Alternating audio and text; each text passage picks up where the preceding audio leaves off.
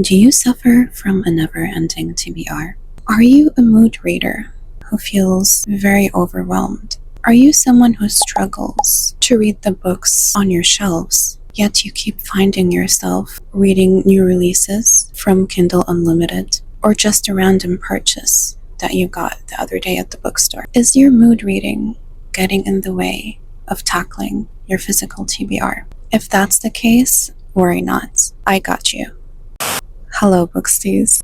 I'm coming at you from a completely different location, obviously, as you can see. I'm currently sitting in my car. I have about 30-ish minutes to kill, so I thought, what better than to film a little video? Most importantly, we got our coffee, our water, our trusty Kindle, and even a little snack. I'm here today to help you solve every bookish person's biggest problem: how to tackle your TBR when you're in fact a mood reader. But first things first, that second cup of coffee just hits differently. Enough dilly-dallying. Also, how cute is this bracelet from Booksty Mrs. Warner?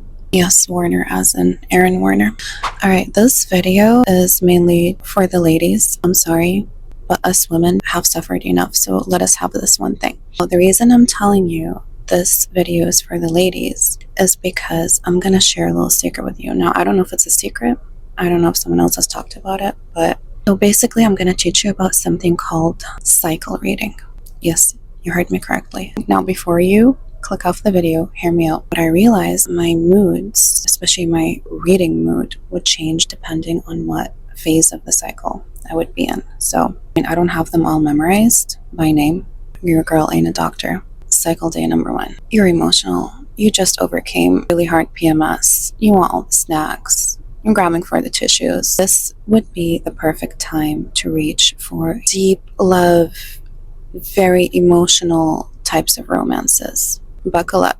Your mood is going to switch very quickly. You might find yourself grabbing for the spiciest of reads next. That's because you're about to enter your, what was it called? It's like the ovulation phase. It makes total sense biologically, scientifically, what have you. You would gravitate towards these kinds of books. After you're done with your ovulation and your estrogen drops, your mood is going to change and your reading mood is going to change. Once you start heading towards your luteal phase, which is like the 10-day, 1-week period before your cycle comes again, you might not be in the mood for anything lovey-dovey, anything particularly romantic. That's when I personally tend to grab my fantasies, a little bit of lit fic, self-development. Now, calm down. I'm not trying to push my reading. If you're wondering why I'm suddenly in your face, it's because my phone overheated and I had to cool it off by the AC, and now you are sitting comfortably on my steering wheel. Anyways, where were we?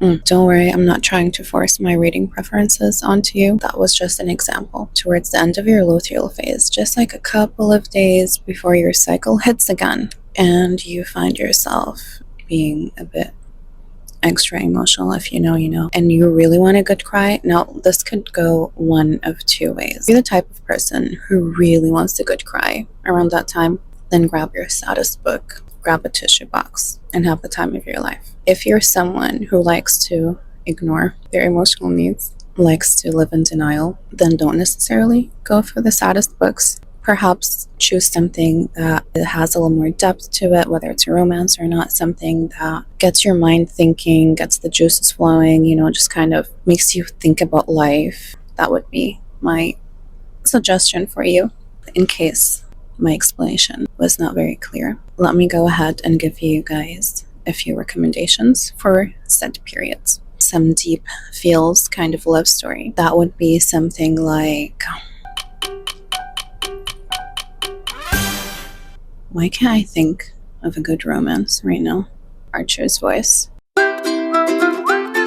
little more spice, let's say like The Right Move. If you're a dark romance girly, be like Insatiable or something by Rena Kent. If you're not a dark romance girly, just find whatever spiciest book you have and have a good time. Fun times are gonna last you about a week before you find yourself going down the roller coaster again, like YA fantasy or fantasy like Serpents and the Wings of Night, Riley Sager, something by Frederick Bachman. Ooh, that would be a good choice. Because you're like down in the dumps. Life all of a sudden seems more serious, and you just want a book to match your mood. Oh man, keep dropping stuff. One of the worst things to happen in a car is when you drop something like your phone or something that's really small between the seat and the console. I mean, that could be gone forever. Anyways, Booksties, these are my mood reader tips for you guys to get through your TBR. I'll set myself a TBR. Listen, I'm more of a disciplined reader, so don't you mind me. Well, I do enjoy a little bit of flexibility in my reading material, but I am kind of a stickler for the rules. So let's say if I bought a bunch of books during a certain period of time, in my mind, this is my immediate TBR. Not just go off and like be, oh, there's a new release, or like, oh, this book sounds fun. It just messes with my anxiety and my OCD. From my existing TBR, I will make myself a little pile that accommodates my different moods. If you're someone who strictly reads romance or like one type of romance, this hack might not work for you. Oh my god, it's like a frog in my throat. So I try to make sure that the TBR that I set for myself has enough variety to satisfy like the moodiness in me without me kind of breaking out of my whole commitment to my TBR. Let's say I'm going to be choosing an average of 8 books. I'll have like 2 literary fiction, 2 romance, like a deep emotional romance. I'll have maybe 2 dark romance and 2 fantasy, just as an example. So this way, depending on what kind of mood hits, I'll have correlating books from my actual physical TBR. That being said, reading should be fun. It's not a competition with anyone else or yourself. Once it becomes that way, it's not fun anymore. You know what I mean? We read to elevate our life experience, not to add more stress and responsibility and all these like invisible constraints. It doesn't matter like what the reason is you want to get through your physical TBR. If you do and you're a mood reader and you struggle with all the things that I've mentioned, then I would highly suggest you give this a try. It could work for you, it could not, and that's okay. But in case it does, this could be a real game changer, because I know it was for me once I figured it out. I'm thinking the next video is going to be sharing all of my physical TBR as well as my Kindle TBR with you guys. Maybe do some Kindle decorating, so let me know if that is something you would be interested in watching. And I also have a May reading wrap-up planned, but that's not for another 2 weeks. Alright, Booksties, bye!